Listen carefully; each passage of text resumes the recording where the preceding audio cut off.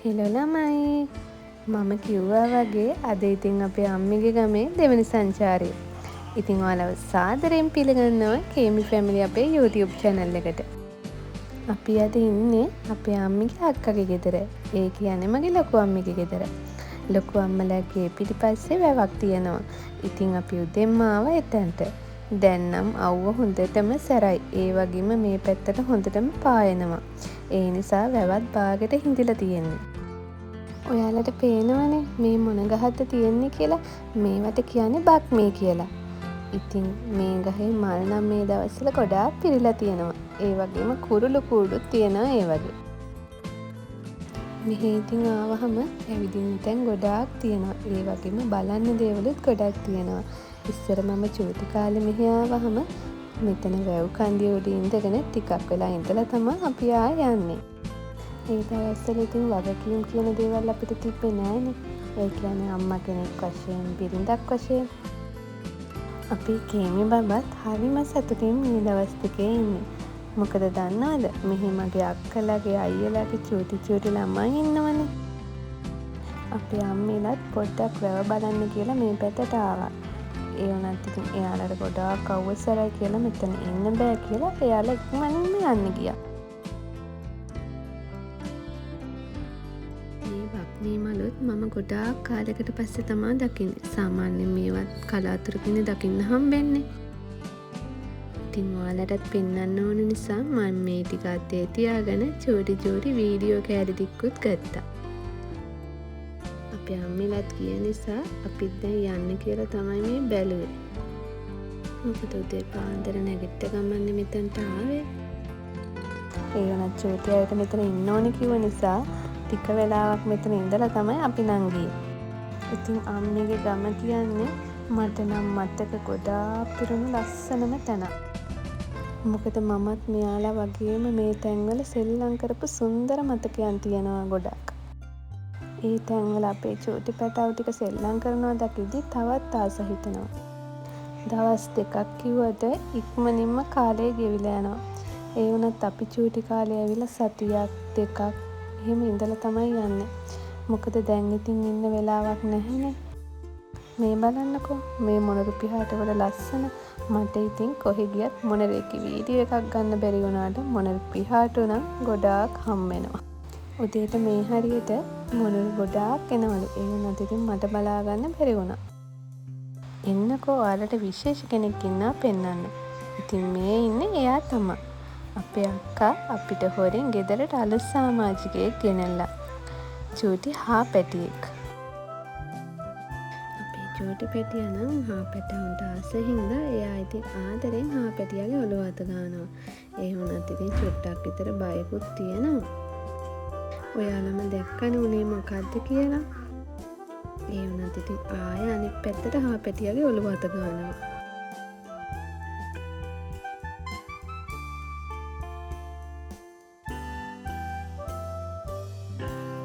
මන්නම් ඉතින් මේ අල්ලන් හිටියට චුට්ටක් විතර බයයි.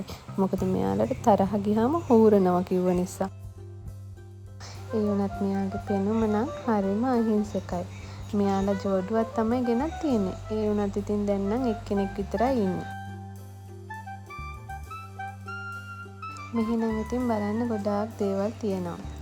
අපේ ලොකු අම්මගේ ගෙට හා පැත්තේ තමයි එයාගේ ලොකු දුවගේ ගෙදර තියෙන්නේ. ඉතින් අපේ අක්කගේ ගෙදර තමයි මේ හා පැටියා ඉන්නේ.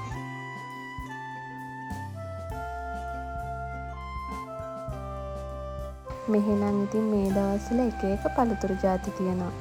ඔය ඉතින් අපේ අයියා අපිට ගෙදර ගෙනියන්නයි මෙහි ඉදි කන්නයි තමයි දැන් ඔය ජම්බු කඩන්න හදන්නේ. මෙහි ගස්වල පිරීලා ජම්බුණා. ඒ වුණත් ඉතින් අතු හයිය නැති නිසා පරිස්සමෙන් තමයි මේ වැඩේ කරන්න වෙන්නේ.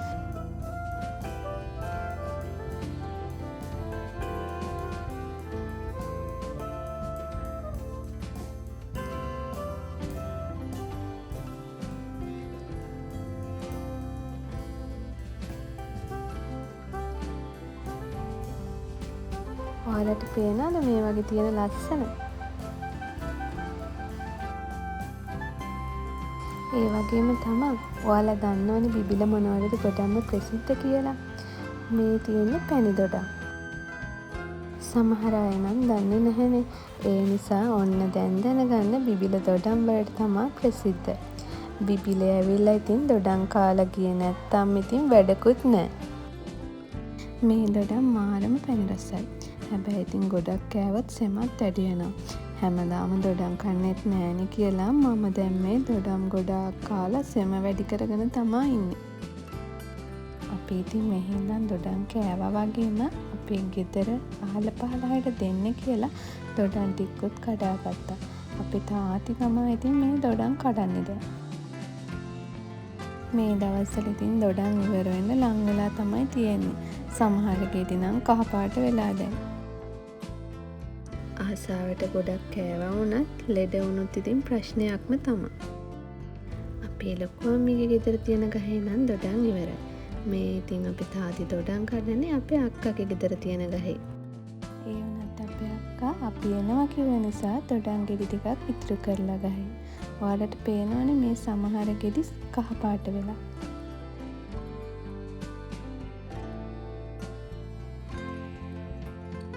අපි ඉතින් හවසලා මෙන්න මේ විදිහට පොඩි පාටියකුත් දැම්මා. අම්මගේ පැත්තේ එකතු වුණාම මෙහෙම තමයි ඉතින්. මොකද ගොඩාක් කාලෙකින් එකතු වෙන්නේ. මෙන්න මේ විදිහට තමයි අපේ බිබිල ගමන, ඒ කියන්නේ අපේ අම්මිගේ උපන් ගමේ ගිහින් දවස් දෙකම ගත කරේ. එන්න ලෑස්ති වුණාම ඉතින් ගොඩාක් දුක හිතුණා. මොකද කාලයකට සැරයක්නේ අපි යන්නේ. එහෙනම් මේ වීඩියෝ එක ලස්සනයි නම් ලයික් එකක්, කමෙන්ට් එකක් දාලා ෂෙයා කරන්න. ඒ වගේම ඔයාලා තවම මම සබ්ස්ක්‍රයිබ් කරලා නැත්නම් දැන්ම සබ්ස්ක්‍රයිබ් කරලා තියාගන්න කියලා ආදරයෙන් මතක් කරනවා. ඉතින් මං අදට ගිහින් එන්න. තවත් අලුත් දවසකින් ලස්සන vlog එකක් අරන් ඔයාලා හම්බෙන්න එන්නම්කෝ.